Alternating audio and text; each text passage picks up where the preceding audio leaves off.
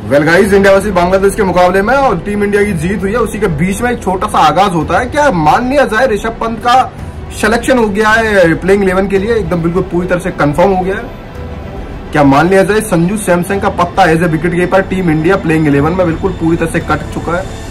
अब ये अपने आप में एक बहुत बड़ी बात है और इस चीज को बिल्कुल क्लैरिफाई करेंगे। इंडिया वर्सेस बांग्लादेश का मुकाबला था, एक वार्म अप मुकाबला था और जो वार्म अप मुकाबला टीम के लिए था, पर लेकिन इन दोनों के लिए एक इंपोर्टेंट मुकाबला था और इन दोनों की जो प्रदर्शन था वो सब लोग जानना चाहते कि कौन सा प्लेयर जो परफॉर्म करेगा और कौन सा प्लेयर, मतलब एक इंपोर्टेंट मुकाबला इन दोनों प्लेयर्स के लिए था। और सबसे अहम थी जो अपॉर्चुनिटी मिलने की जो की बात होती थी संजू सैमसन को लेकर, वो एकदम बिल्कुल पूरी तरह से रोहित शर्मा ने इतनी तरीका से मतलब इस बंदे को अपॉर्चुनिटी प्रदान की। देखा जाए तो सबसे पहले ओपनिंग जोड़ी के तहत में इसको ओपनर जोड़ी पे उतारा, संजू सैमसन को ओपनिंग आते और ऋषभ पंत को 3 नंबर पे खिलाया। मतलब दोनों को अच्छी खासी गेंदबाजी खेलने को मौका मिला और अच्छा खासा प्रदर्शन करने का एक बेहतर अपॉर्चुनिटी प्रदान हुई। उसी के बीच में गाइस अगर मैं बात करूं तो इस दौरान संजू सैमसन 6 बॉल खेलते हैं और 6 की 6 बॉल पे 1 रन बना के आउट हो जाते हैं।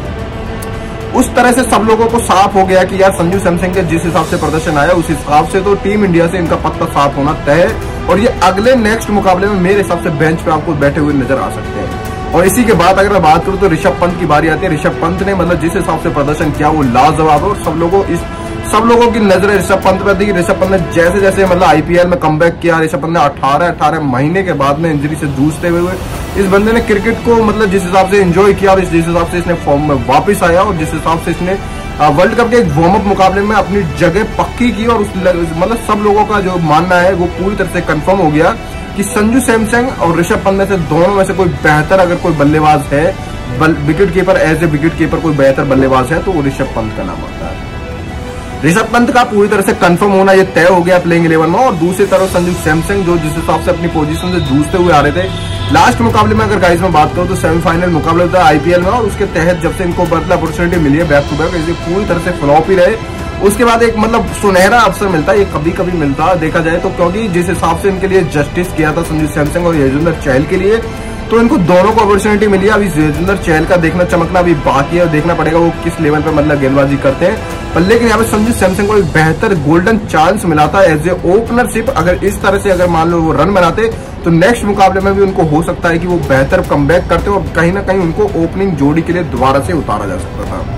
इसी के बीच में युजवेंद्र चहल, इसी के बीच में अगर गाइस में बात करूं तो संजू सैमसन को 6 गेंद खेलने को मौका मिला, 5 गेंद में 1 रन था और 6ठी बॉल में वो आउट हो जाते हैं, पूरी तरह से फ्लॉप रहे। उसके बाद में रोहित शर्मा ने पूरा विश्वास जताते हुए इन दोनों बंदों को पूरी गोल्डन अपॉर्चुनिटी प्रदान की। उसके बाद में ऋषभ पंत 3 नंबर पे आते हैं और ऋषभ पंत ने एक खतरनाक बल्लेबाजी की जिसमें 4 छक्के और 4 चौके शामिल थे। और उसके बाद जिस हिसाब से इसका प्रदर्शन आया 32 बॉल में बंदे ने 50 जड़ी, हाफ सेंचुरी अपनी जड़ के उसके बाद में इसको रिटायरमेंट के लिए बोल दिया कि आप रिटायर हो जाओ। एक वार्म अप मुकाबला था और रोहित शर्मा ने इस मुकाबले के अंदर 8 गेंदबाज यूज किए थे।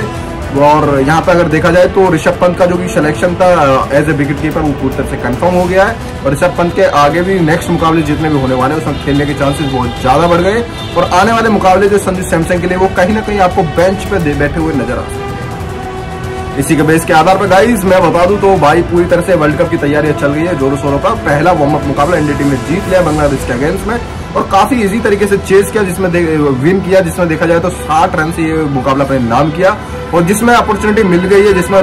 ऋषभ पंत को रोहित शर्मा की तरफ से पूरी तरह से उन्होंने ग्लव्स जिस हिसाब से ऋषभ पंत को एंड में मतलब उनको थामे उसके हिसाब से साफ तौर पर जाहिर हुआ कि ऋषभ पंत को बिल्कुल पूरी तरह से अपॉर्चुनिटी प्रदान हुई है। टीम इंडिया में जगह पूरी पक्की हो गई है एज ए विकेट कीपर, क्योंकि मैच के दौरान जिस हिसाब से मतलब बल्लेबाजी की उसके बाद में जब सेकंड पारी हुई थी उस टाइम पे उनको विकेट कीपर के एज ए के तहत मतलब उसको विकेट कीपिंग करते हुए नजर आए ऋषभ पंत। उसके बाद में गाइस अगर बात करूं तो ऋषभ पंत का बल्ला बोला है और 18 महीने हो चुके जिसमें इस बंदे ने इंजरी के बाद जिस हिसाब से वापसी की है, एक क्रिकेट के इतिहास में एक बहुत बड़ी गोल्डन चांस जिस बंदे को मिला उसने उस पर खरा उतर के अपनी टीम में जगह पक्की किया। और इस हिसाब से ऋषभ पंत ने जिस हिसाब से 4 छक्के और 4 चौके मारे, अपनी टीम पूरी तरह से बिल्कुल आत्मनिर्भर हो चुकी है इस बंदे के ऊपर और कहीं ना कहीं इसका सिलेक्शन होना लाजमी था।